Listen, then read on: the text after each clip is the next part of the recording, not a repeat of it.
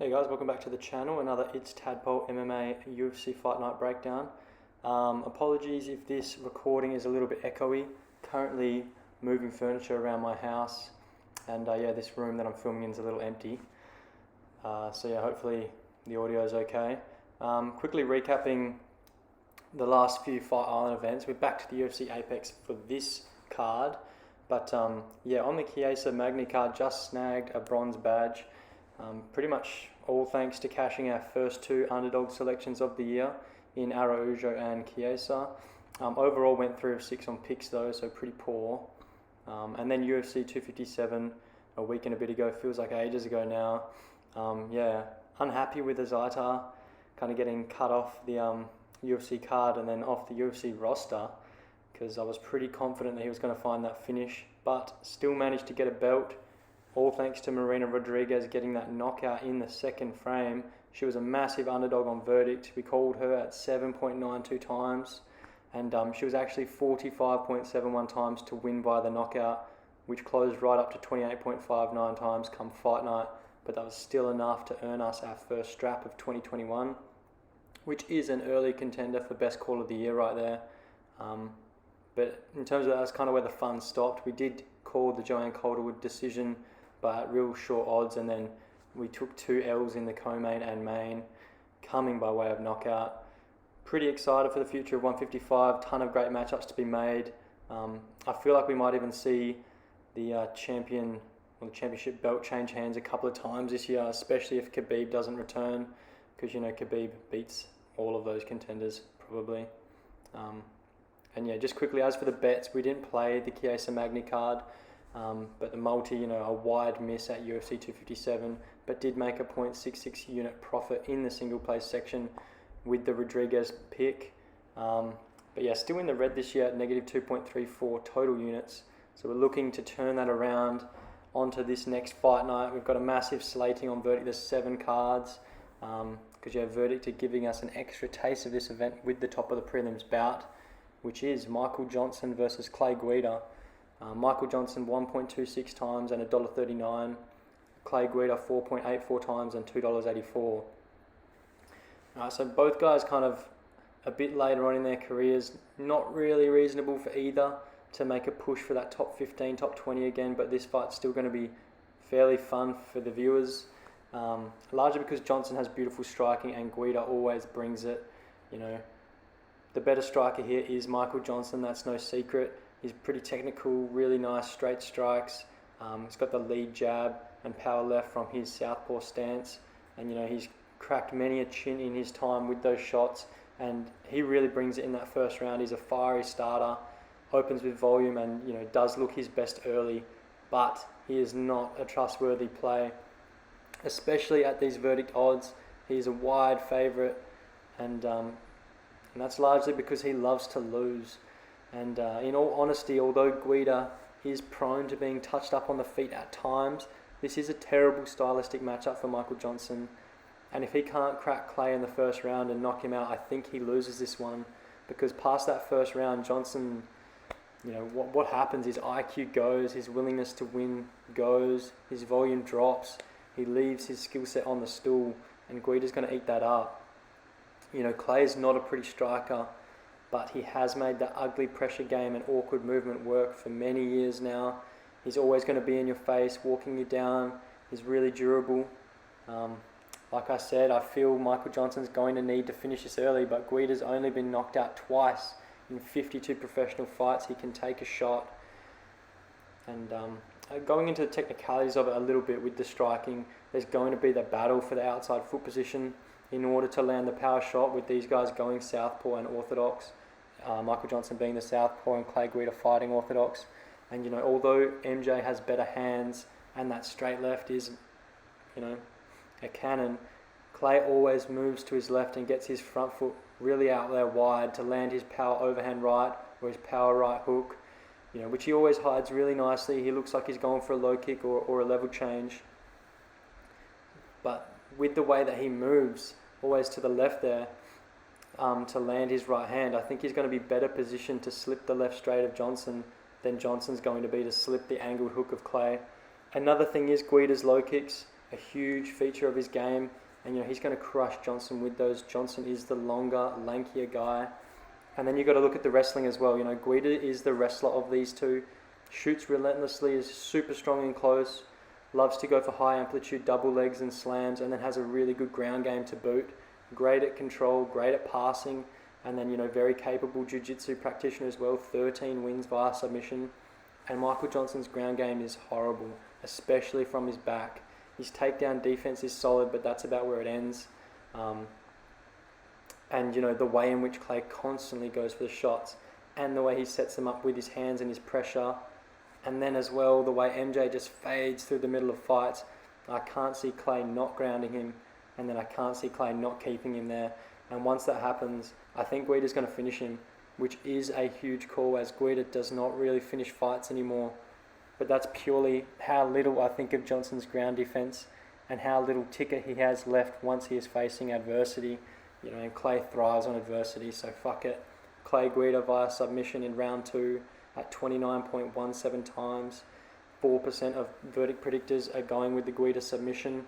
I think it's great odds. Johnson's been sub 9 times in his career. 9 times. And Clay's been sub plenty of times as well, but Johnson doesn't have the jits to threaten him.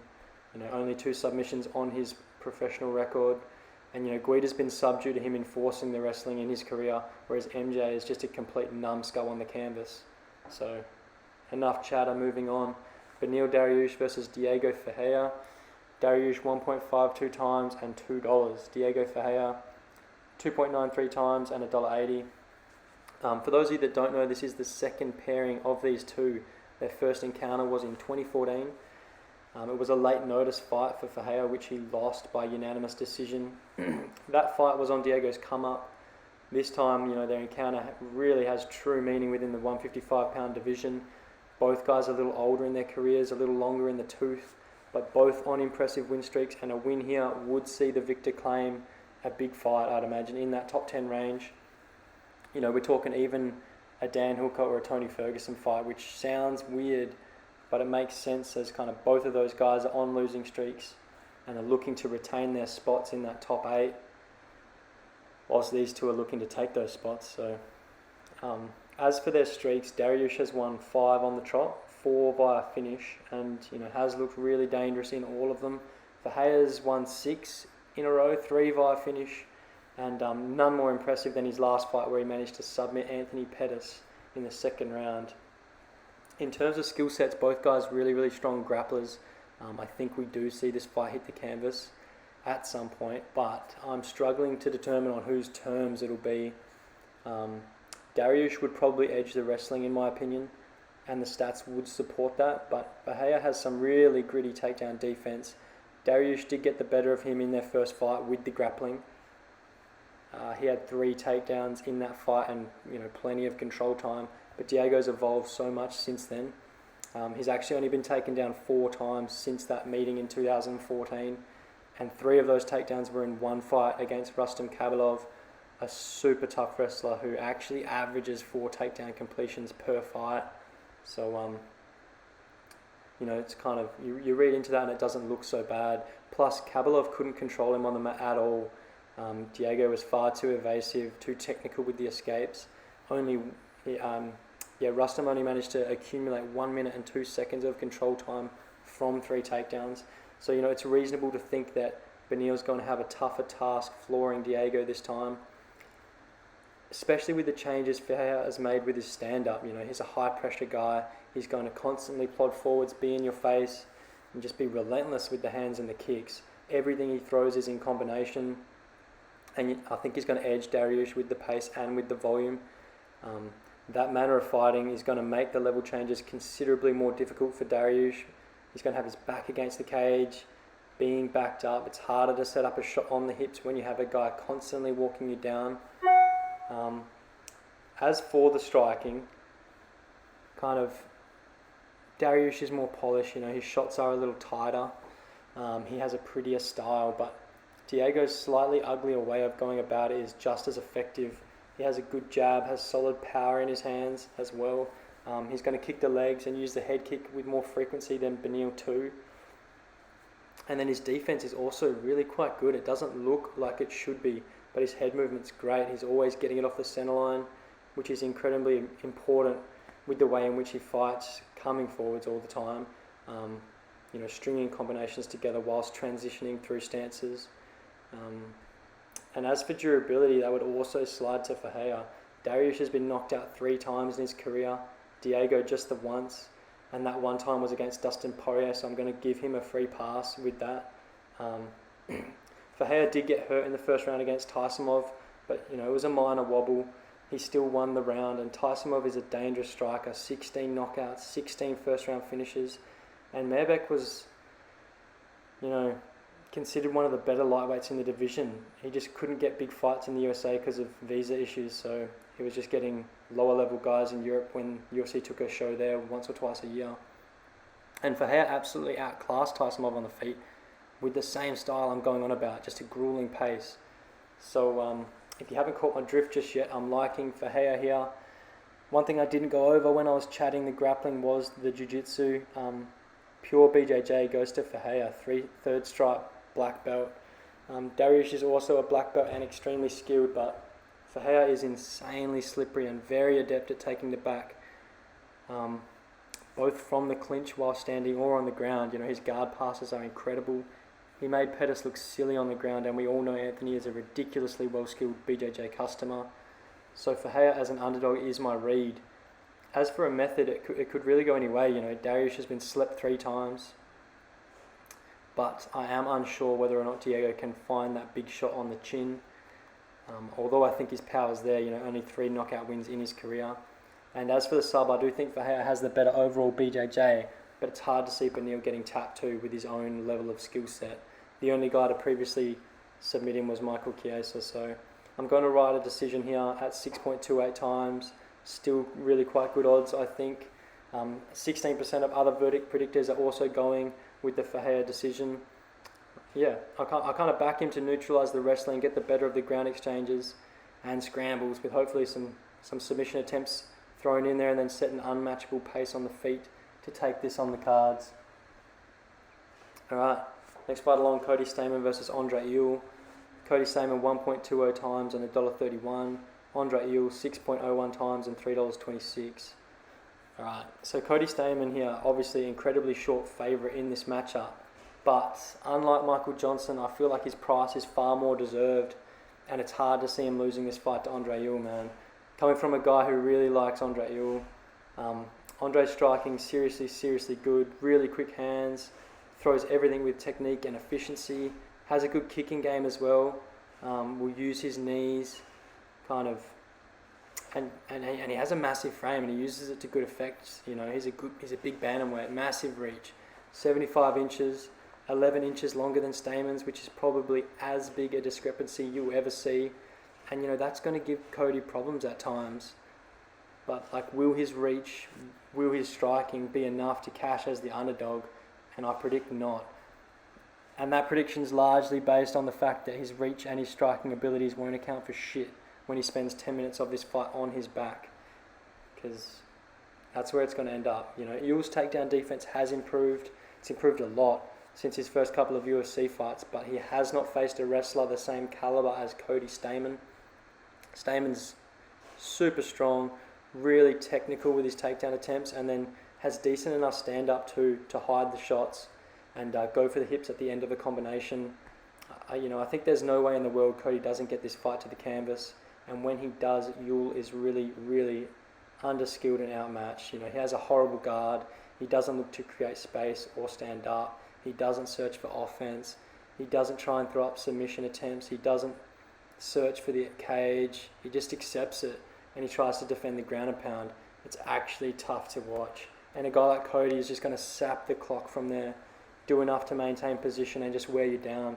And in a grueling fight like that, Ewell does not have the heart to stay in the fight. I think he's going to quit.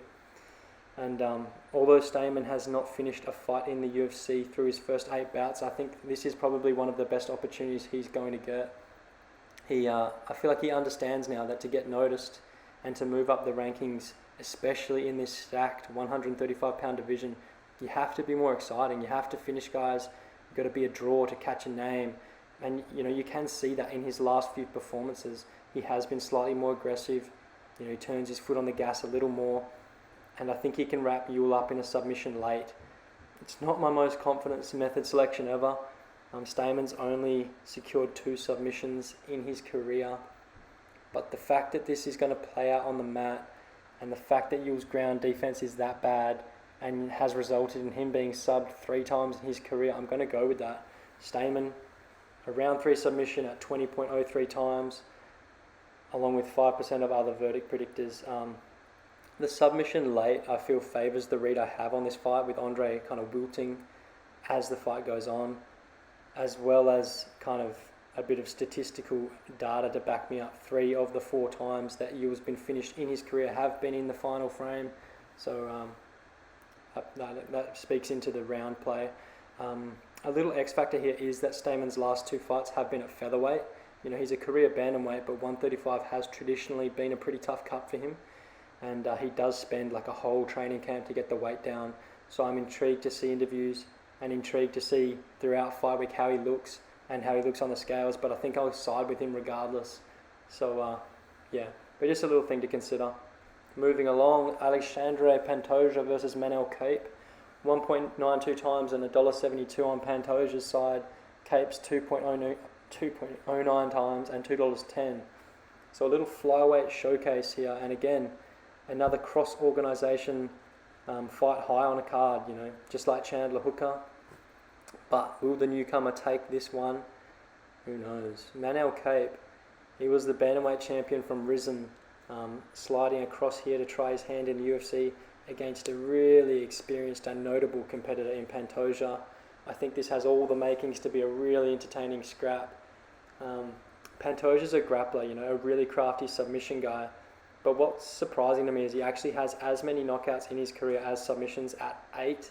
So he obviously has power, but when I was going over tape, I just don't feel like his striking is good.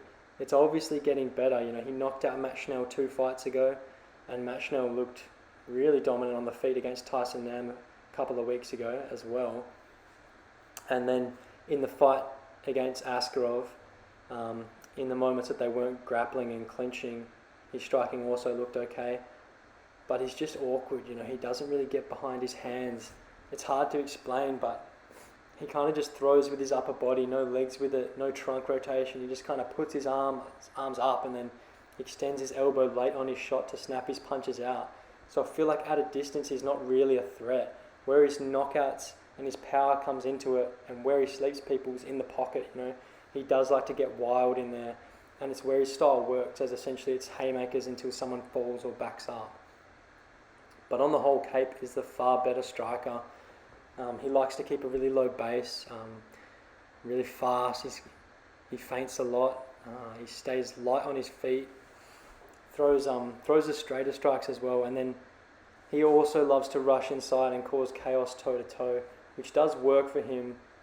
But I will just say it's also going to work against him somewhat in this matchup, as in my opinion, it's kind of the only place on the feet that Pantoja is going to have anything to trouble him. Neither guy has ever been finished to strikes though in 20 plus pro fights each, so there is the potential that this is just an absolute war, and they just hammer it out right in close, and in which case I still handily favour Kape. His technique's better, his shots will take greater effect. The main concern I have for Kape is if this fight hits the mat, Manel's defense down there really isn't that good. He closes off his guard, crosses his ankles around his opponent, and just tries to create stalemates down there. At times he can explode, push on the hips, create some space, and he does time it when his opponent tries to pass or punch, but he can really lose some control time down there with his tactics. So that is a problem, and Pantoja is obviously a really strong BJJ player, really good at taking the back, hitting switches and transitioning through positions and stringing submission attempts together. He went for like 4 submission attempts against Askarov in the first minute of their fight. And I think if Kape concedes a takedown or 2, Pantoja has a seriously good chance of locking up a submission. Manel has been finished via sub twice in his career, most recently to Kyoji Horiguchi in 2017.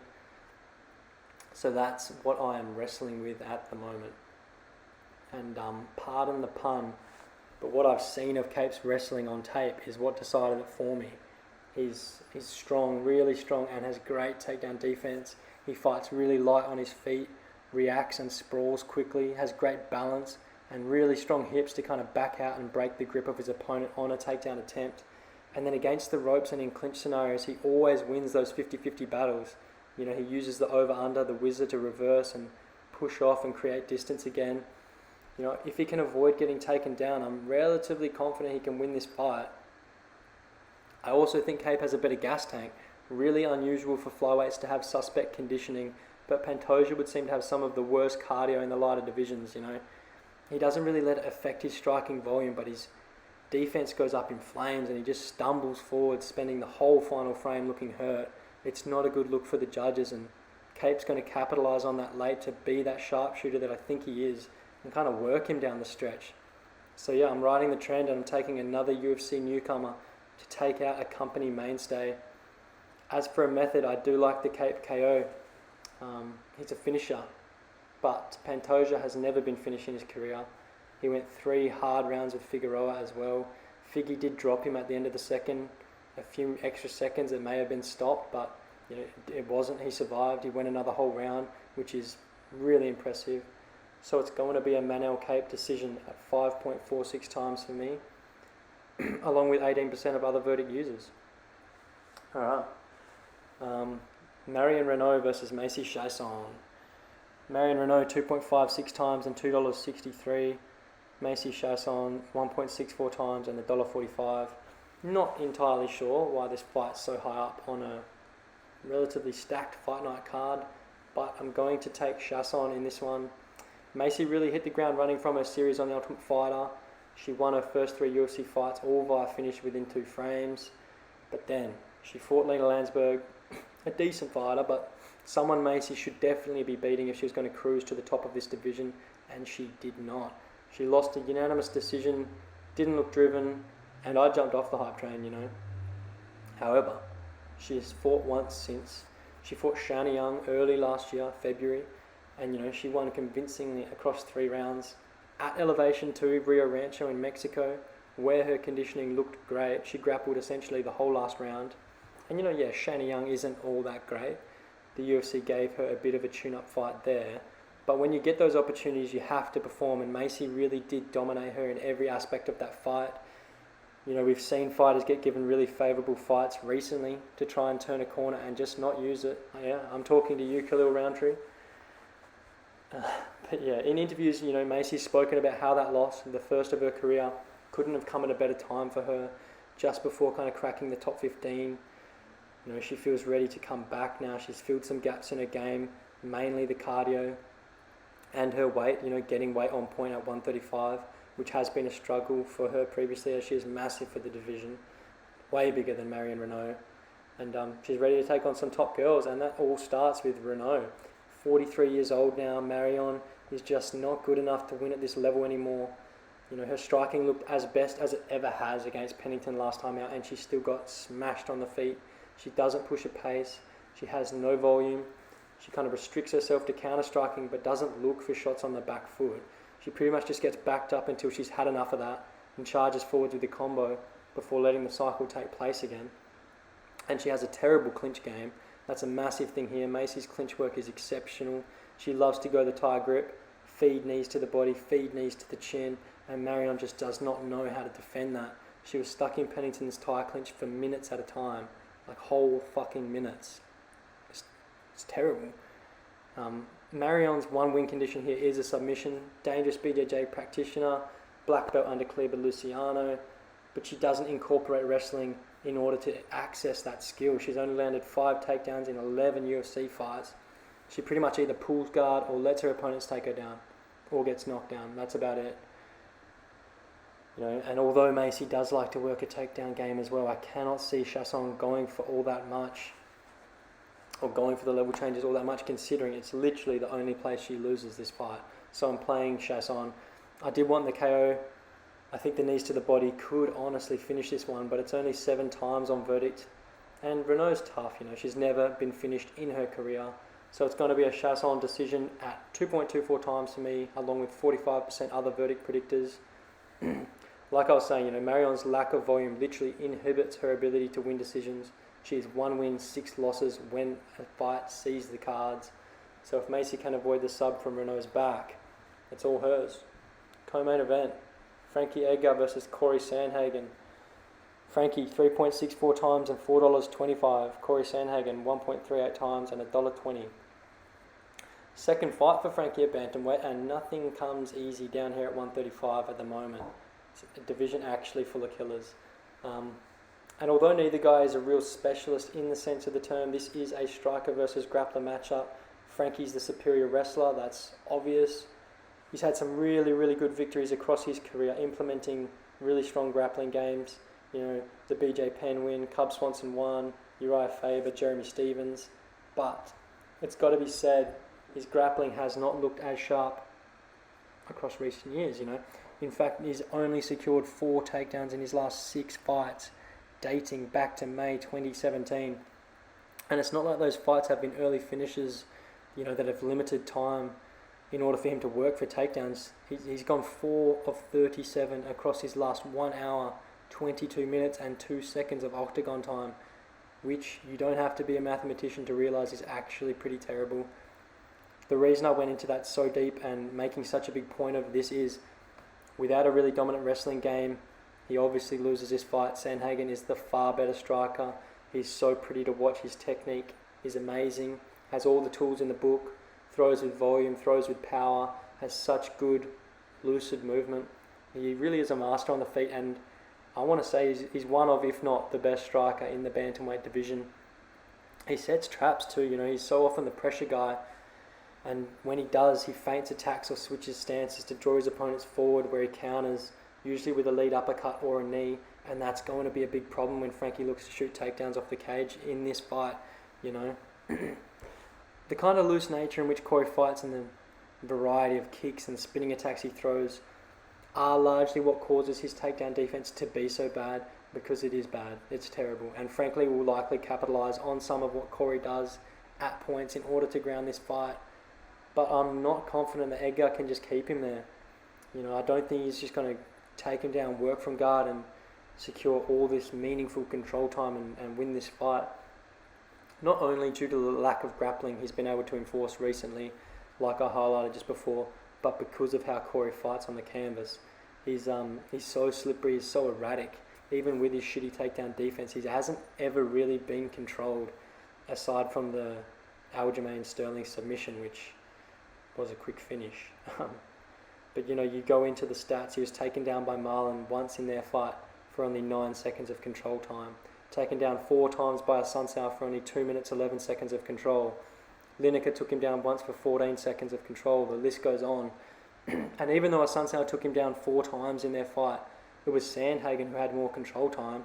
He almost doubled Asuncao's time in dominant positions, reversing at will and just being so crafty. He doesn't accept bottom. He throws up subs.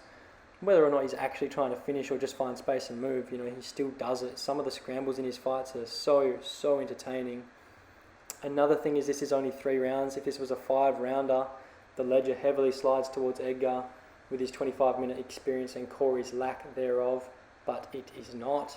So yeah, on the feet, Edgar's going to be no match. His only way to neutralise Corey will be a power shot, which, let's be real, he just doesn't have at this stage in his career. And although I think he can ground this fight, I don't think he is going to strip much time off the clock at all or win rounds in that manner. I see this fight playing out a lot like the Asuncao one, in favour of Sandhagen. So that's my player, Corey Sandhagen decision at 2.98 times with 34% of other verdict predictors. I considered the submission. The submission did almost force my finger just due to the value. It's at 22.57 times, and I don't mind the chance of Corey notching something up with Frankie getting desperate with the grappling, trying to get this off the feet. But Edgar's actually never been submitted, and he's grappled with some of the best. So I like this to see the scorecards. Alright, main event, Alistair Overeem versus Alexander Volkov. Overeem, the favourite on verdict, 1.56 times, but the $2.30 underdog at the bookies. Volkov 2.78 times and $1.57. This is going to be a good fight to watch.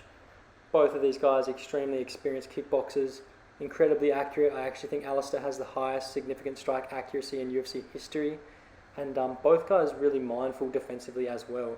Overeem has looked seriously good in his last two performances.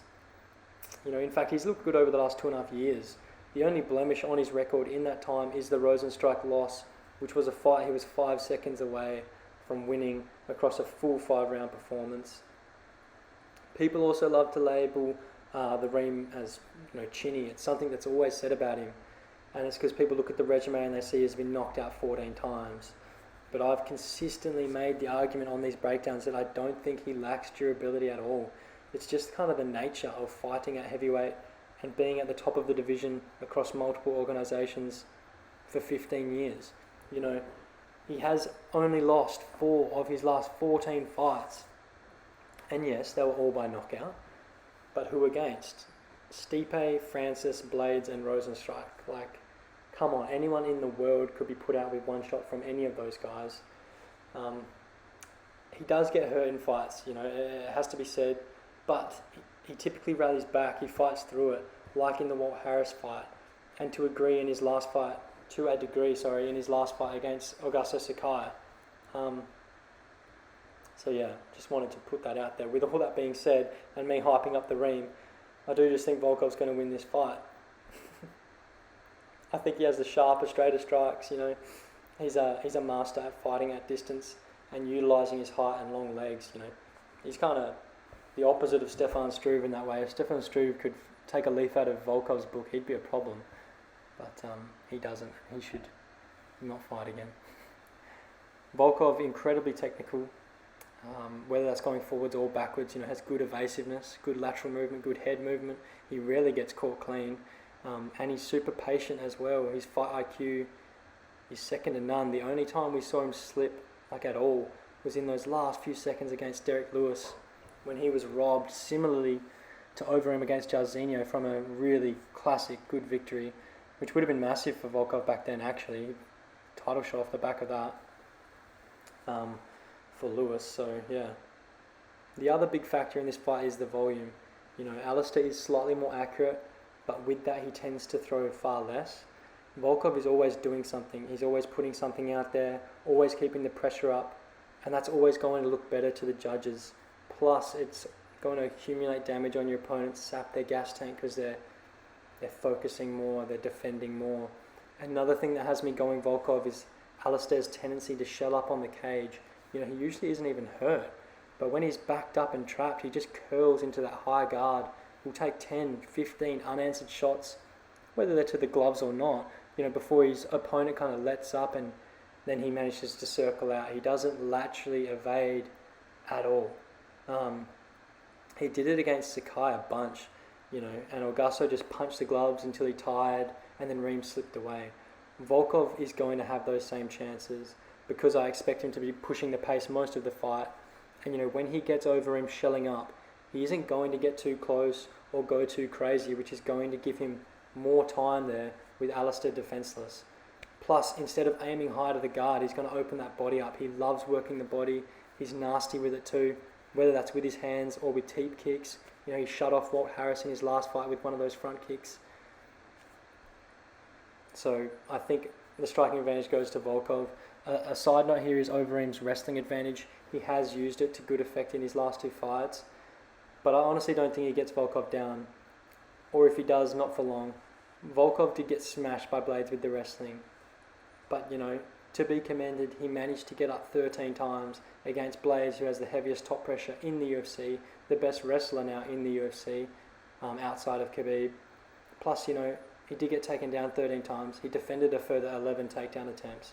It was an incredibly grappling-orientated performance by Curtis in that one. And, Overeem's takedowns really aren't that good anyway. He essentially dragged Sakai down towards him for all 3 of his takedowns in that fight. And Augusto was simply too tired or too unathletic to change his body direction just the slightest amount, which would have seen him gain mount. If he tries the same shit against Alexander, he will end up mounted. And, Alexander's a big guy now. Volkov is huge. He's always had that height, but he always used to weigh in 240 to 250.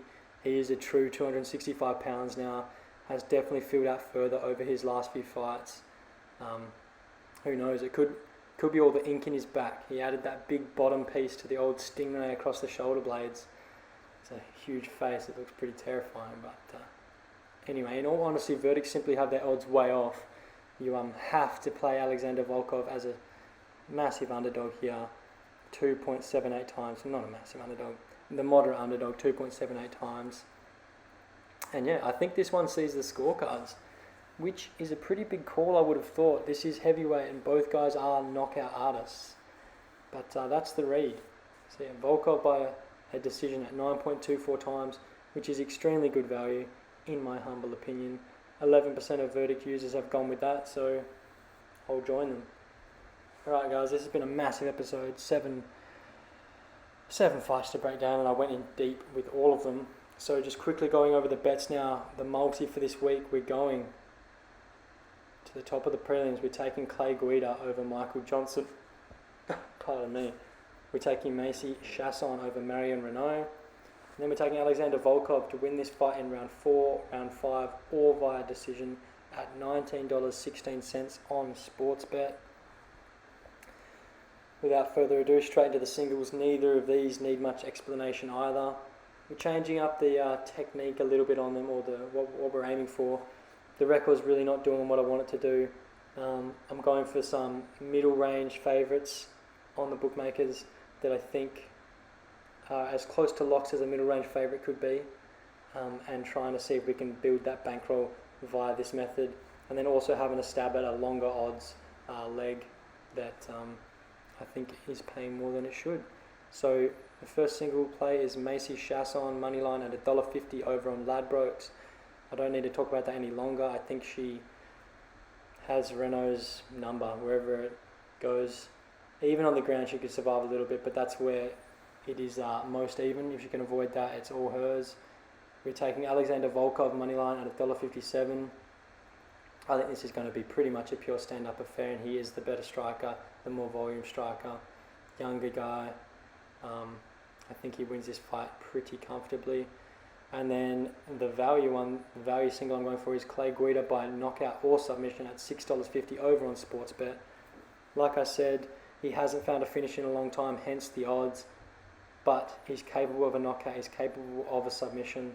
Michael Johnson's ground defense is woeful, and I think he's got every chance there at really good odds. That's it, guys, for this episode. We've got Usman versus Burns at next week. So look out for my video in the first few days of next week. Aside from that, good luck this weekend with whatever you're playing on verdict, and if you're having a stab at the bookies, cheers for tuning in, and Kaja.